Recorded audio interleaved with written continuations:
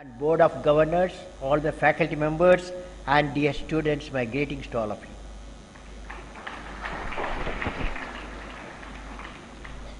Friends, I was traveling from the airport for about 1 hour 10 minutes to reach the CMRT. So then I was thinking with my friend Pondraj what to do for 1 hour 10 minutes. Then we composed a poem for you. Okay. I hope all the graduating students, you have taken your lunch, have you? Yes or no? All of you have taken lunch.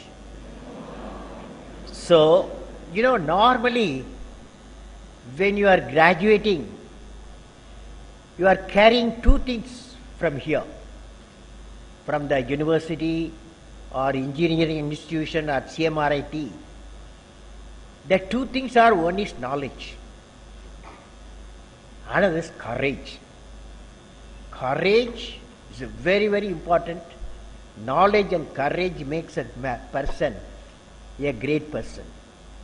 So, my poem, the name of the poem, Fly with Knowledge and Courage. What is the name of the poem? Fly with, can you hear, all of you can hear me? Fly with knowledge and courage. That's the poem. Now you are ready? Yes? Imagination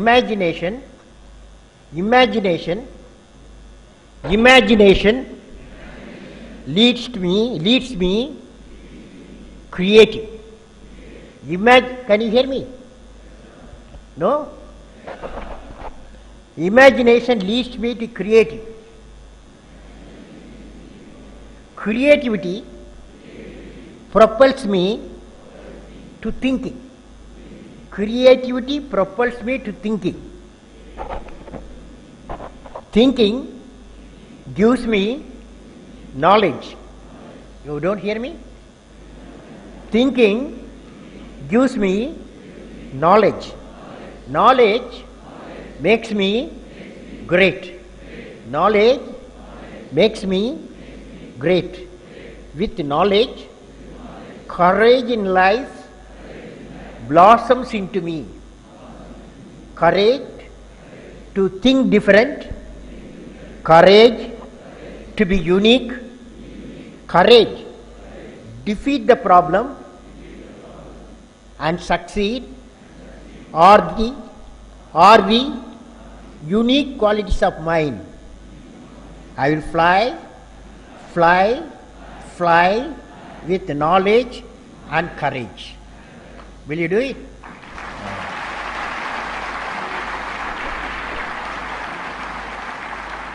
Friends, I am indeed delighted to participate in the 9th graduation ceremony of CMR Institute of Technology, Bangalore, wherein students hailing from multiple disciplines of engineering and management are graduating. Friends, formation of CMR-JT Trust and the CMR Institute of Technology is indeed a very important milestone. I would like to congratulate the founder and the trust for starting the 18 institution. I greet the student, particularly graduating student, for their academic performance and the faculty members for shaping the young minds. Let me share a few thoughts on this occasion on the topic technological challenges, convergence of technology. The topic I will go and talk to you for next 15 minutes. Technological challenges, the convergence of technology. This is the topic I am going to talk to you. Now, friends, good teaching emanates from research. The teachers' love for research and their experience in research are vital for the growth of the institution. Any institution is judged by the level and the extent of the research work it accomplishes. This sets in a regenerative cycle of excellence. The experience of research leads to quality teaching, And quality teaching imparted to the young, in turn, enriches the research. So research environment is very important for good teaching. Technology is the non-linear tool available to the humanity, which can affect the fundamental changes in the ground rules of the economic competitiveness. Science is linked to technology through applications. Technology is linked to economy and environment through manufacture of knowledge products. Economy and environment are linked to economy and technology is linked to through manufacture of knowledge products. Economy and environment are linked to technology which promotes prosperity to the society. We have to use innovation to generate high value added products for becoming a global player. The foundation for research is creativity. Now friends, since I am in the midst of students and graduating students prepared for techno-managerial expertise, I would like to give my experience with a teacher who taught me a system design, system integration and system management in an integrated way learning environment. It is 1954-57. I was studying in engineering, aeronautical engineering. Many of you were not even idea formed, 54-57. While I was studying aeronautical engineering, Madras Institute of Technology, MIT, Chennai, 1954-57, during the third year of my course, I was assigned a project with 5 other colleagues to design a low-level attack aircraft. You know, it is the aircraft people. As a student, there are propulsion students, aerodynamic, structures, control, guidance, instrumentation, material. All the different types of area, students were brought together, 6 students including me. We were asked to design your low-level attack aircraft. And it was 6-month project. After 5 months over, in those days we did not have computer like this. We had to use slide rules. You did not, none of you have seen the slide rule. And we used to use a slide rule, a big drawing board we have to use. And we struggled to do work there. And after 5th month, my teacher, Srinivasan, Professor Srinivasan, he is a Caltech professor in MIT, he was teaching. And he entered my laboratory, saw our 6 people work. And 5th month he said, the work is very poor quality. And he said, he's not happy. When professor is not happy, you are in trouble. So, we were all a bit nervous. He said, next 1 month's time you have to show the results, you have to work hard, and you have to bring out the design of a low-level attack aircraft. And we worked very hard. And few Sundays we lost, few nights we lost, and we tried to shape a design calculation, design set of drawings, all these things in a 1 month's time we were preparing.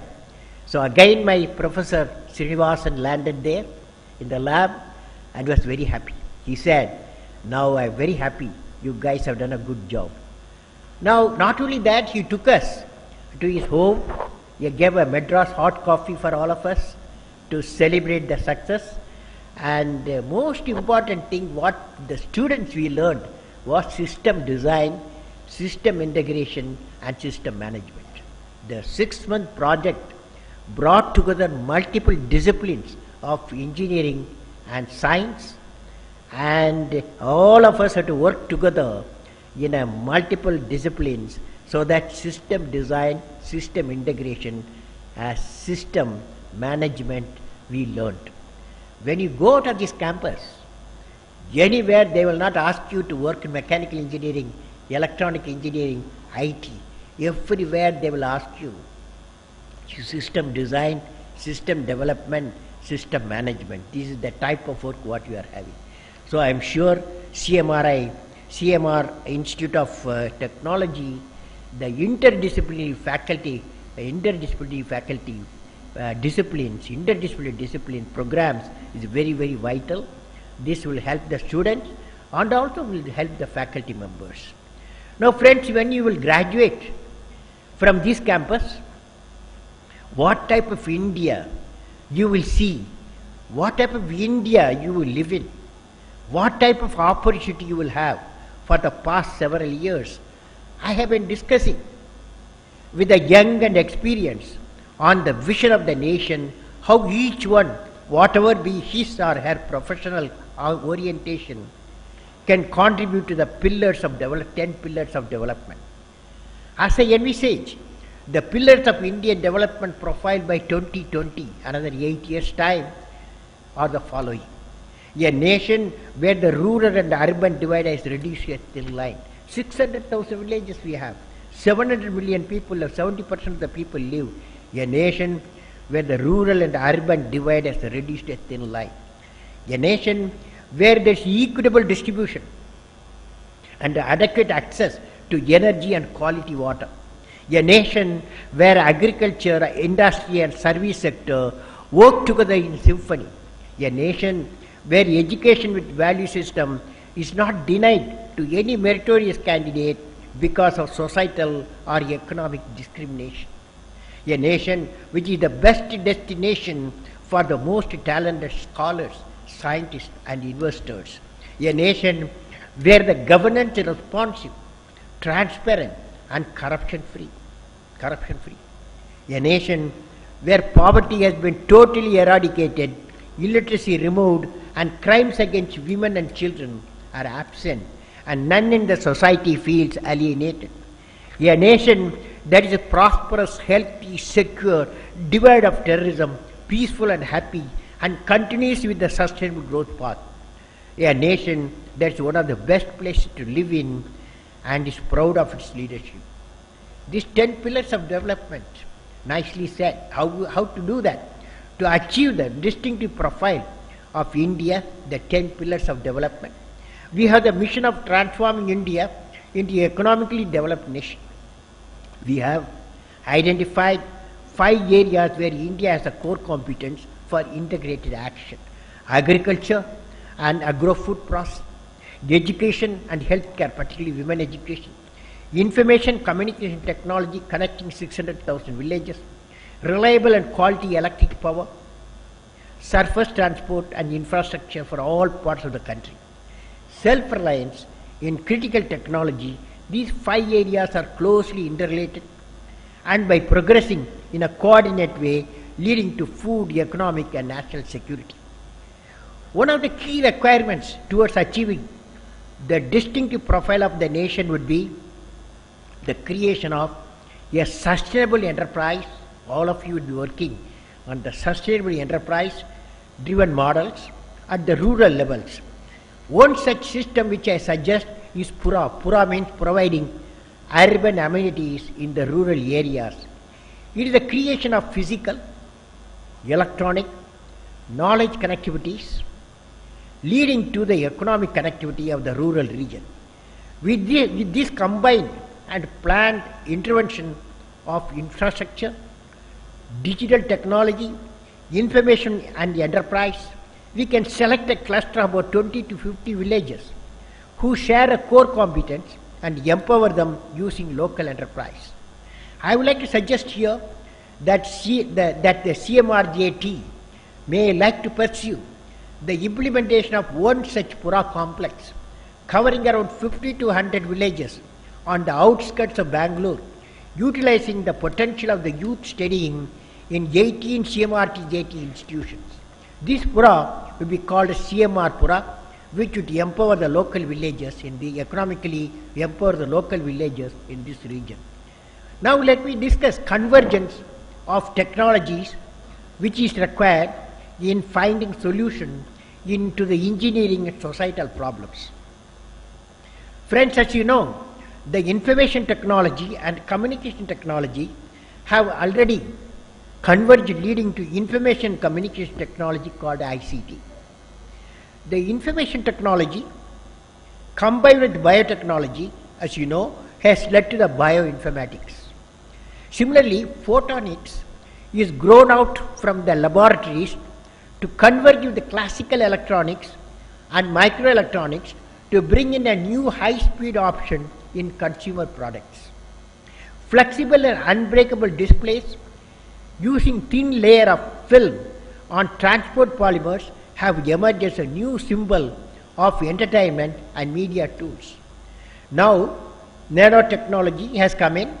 It is the field of the future that will replace the microelectronics, and in many fields with the tremendous application potential in the areas of medicine, electronics and material science.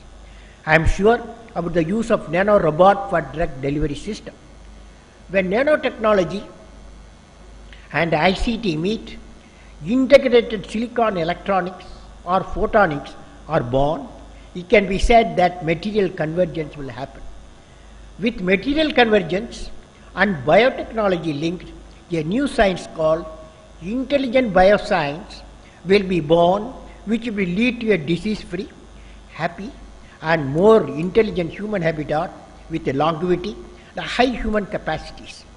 Convergence of bio-nano-info technologies can lead to the development of nanorobots.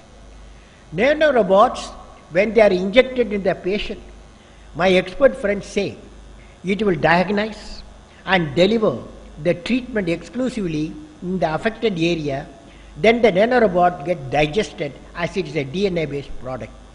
I saw the product sample in one of the laboratories in South Korea, where best of minds with multiple technology work with the target of finding out-of-box solution. Now let me give an example. Recently, I was in the Harvard University, where I visited laboratories of many eminent professors from Harvard School of Engineering and Applied Science. I recall how Professor Hong-Kun Park showed me his invention of nanoneedles, which can pierce and deliver content in the individual targeted cells. That's how nanoparticle sciences is shaping the bioscience.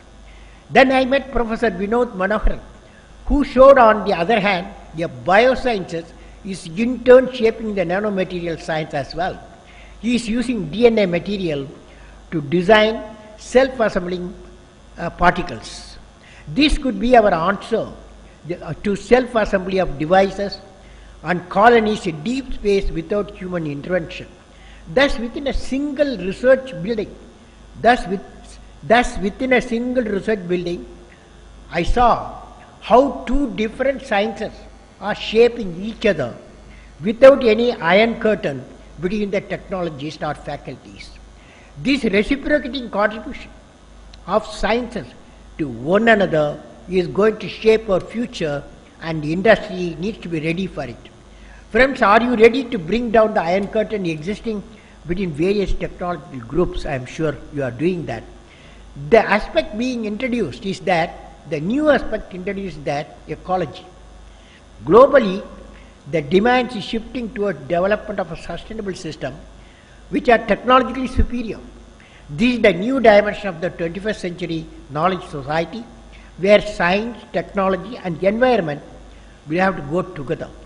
Thus the new age model would be a four-dimensional model: bio, nano, info and eco-based. All the four technologies converge. In conclusion, I would like to ask you, young friends, what you would like to be remembered for? You have to evolve yourself and shape your life. You should write it on a page. That page may be a very important page in the book of human history. And you will be remembered for creating that one page in the history of the nation, whether that page is the page of invention, the page of innovation, or the page of discovery, or the page of creating a societal change, or a page of removing the poverty, or a page of fighting injustice, or a page of finding innovative, cost-effective healthcare system, both preventive and curative. I am sure you would like to do something different, out-of-box mission. What are they? Examples. Will you be remembered for a visionary action for the nation like Professor Vikram Sarabhai or Homi Bhabha or Samjet Tata? Will he be remembered for creating a company which finds a place on the top of 100 of the Fortune 500 companies from India? Will he be remembered for facilitating the creation of 100 puras, providing urban and rural area in your region? Will he be remembered for becoming the pioneer in developing a smart waterway in the states?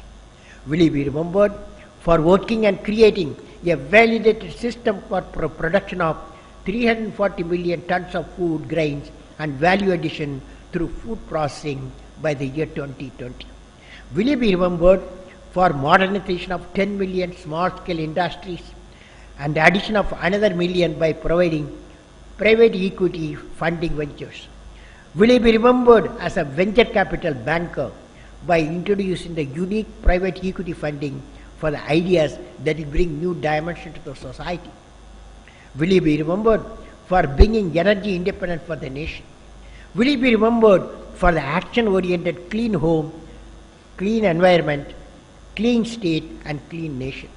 Will he be remembered for developing 1 million enlightened youth in your region who will participate in the accelerated societal transformation of the nation? With these words, let me once again congratulate the graduating students of CMR Institute of Technology, Bangalore.